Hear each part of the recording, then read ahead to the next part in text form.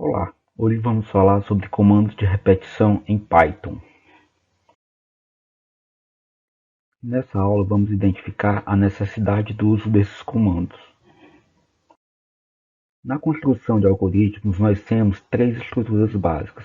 A sequenciação, que nós já vimos, a segunda, que nós também já vimos, a decisão, e por último nós temos a decisão. Nós podemos dizer que se você conhece essas três estruturas, você sabe o que é necessário para programar.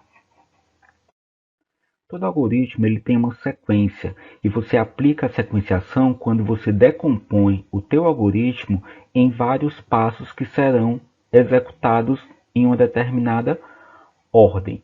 E o programa ele sempre vai ser executado nessa sequência, de acordo com a ordem dos comandos que você definiu. Dentro dessa ordem, você pode definir perguntas que vão condicionar a execução de determinados comandos.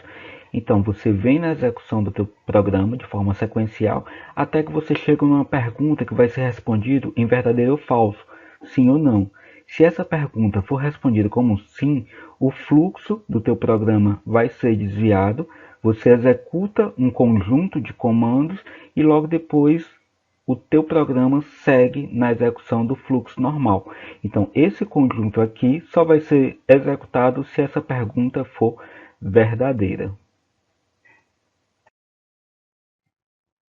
A estrutura de repetição ou interação, também conhecida por loop em um laço, ela permite que os comandos ou um conjunto de comandos sejam repetidos por um número determinado ou indeterminado de vezes.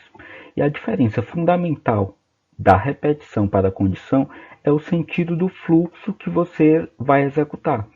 Então, você tem aqui o início do teu programa, você vem executando o teu algoritmo de forma sequencial e você chega numa pergunta, da mesma forma que a condição. Só que quando essa pergunta for verdadeira, o sentido do fluxo ele vai em direção ao início e você volta para cá. Então, responde a pergunta, é verdadeiro sim, você vem para cá, executa esse conjunto de comandos e volta para testar a pergunta novamente. Então, você fica sempre nesse sentido aqui do fluxo, até que essa pergunta seja respondida com falso e você segue novamente em direção ao final do teu algoritmo.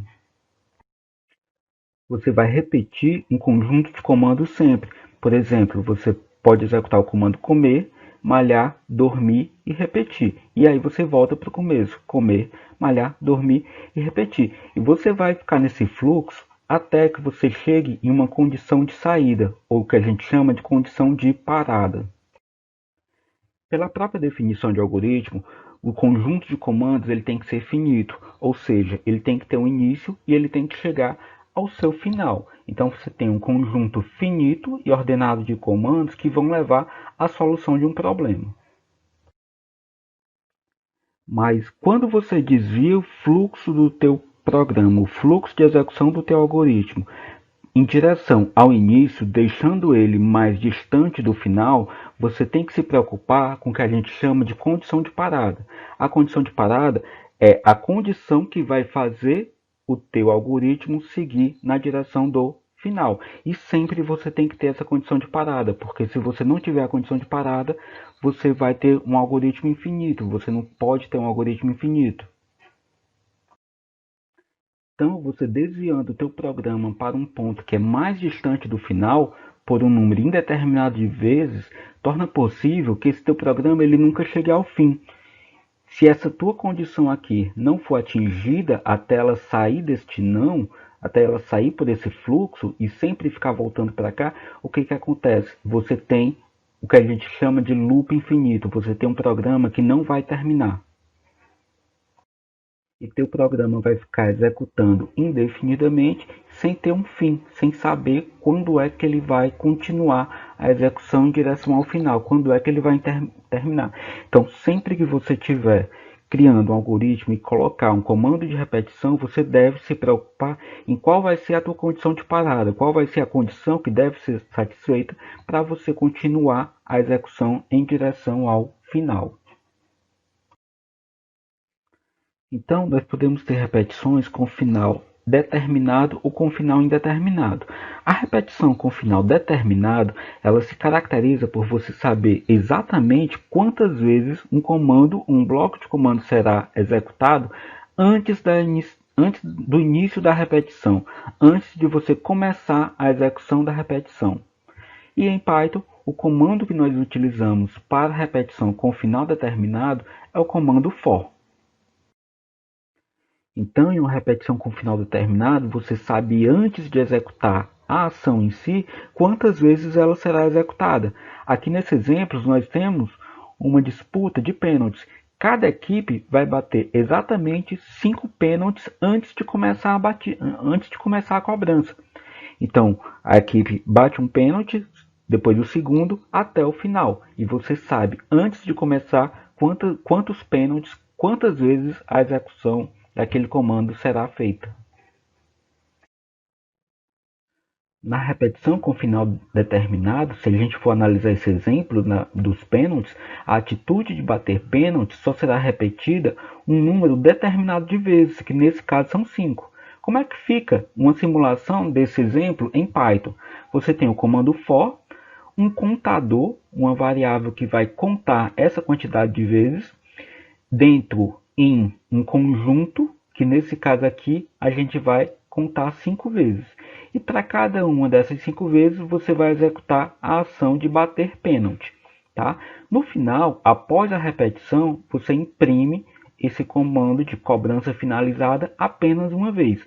Então percebe que só esse comando, só o print bater pênalti é que faz parte do meu for, porque só ele que está dentro. Esse outro print já está fora, ele está aqui no mesmo nível.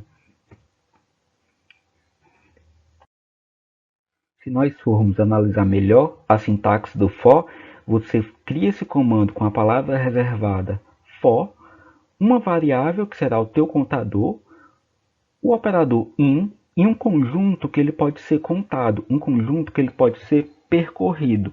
Cada elemento desse conjunto vai ser colocado dentro dessa variável contadora, um de cada vez. Então, por exemplo, aqui nós temos essa frase que recebe curso de Python. Então, cada letra dessa frase é um elemento. Então, for para cada letra dentro da minha frase, eu imprimo a letra. Então, o que é que esse comando aqui vai fazer? O que essa repetição vai fazer? Ela vai imprimir cada letra da frase uma por linha, porque para cada print ela vai quebrar a linha. Nem sempre você terá um conjunto específico que você quer contar, algo como uma frase que você quer contar as letras. Às vezes você quer simplesmente contar um número determinado de vezes. Então, quando você quiser contar um número determinado de vezes, você cria esse conjunto com a função range. Essa função range, você pode chamar ela de várias formas. A primeira forma que você pode chamar é passando apenas um parâmetro, como eu estou fazendo aqui. Eu estou chamando range 10. Então, o que esse range vai me fazer? Ele vai me retornar 10 números inteiros, de 0 até 9.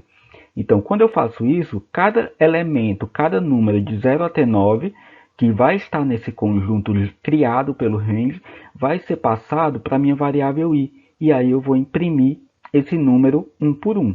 Então, esse exemplo aqui, eu vou imprimir os números de 0 até 9. Se você quiser imprimir não de 0 até 9, mas de 1 até 10, uma forma de você fazer isso de maneira prática é você somar o teu i com 1. Então, como o range gera de 0 até 9, o meu i vai de 0 até 9, mas eu quero de 1 até 10, então sempre que eu for imprimir, eu imprimo i mais 1. E nesse caso, eu vou imprimir os números de 1 até 10. Já se eu quiser imprimir um intervalo, onde eu tenho um início e um final determinado, eu posso utilizar a minha função range passando 2 argumentos para ela. No caso aqui, eu vou chamar o range passando 10, que é o meu início, e o final ele sempre é aberto, ou seja, se eu quero imprimir até 19, eu passo aqui o 20. Então, ele vai imprimir para mim de 10 até 19. O 20, que é o último que eu passo aqui, ele nunca vai entrar. Então, nesse exemplo, eu vou imprimir o valor de i, que será de 10 a 19.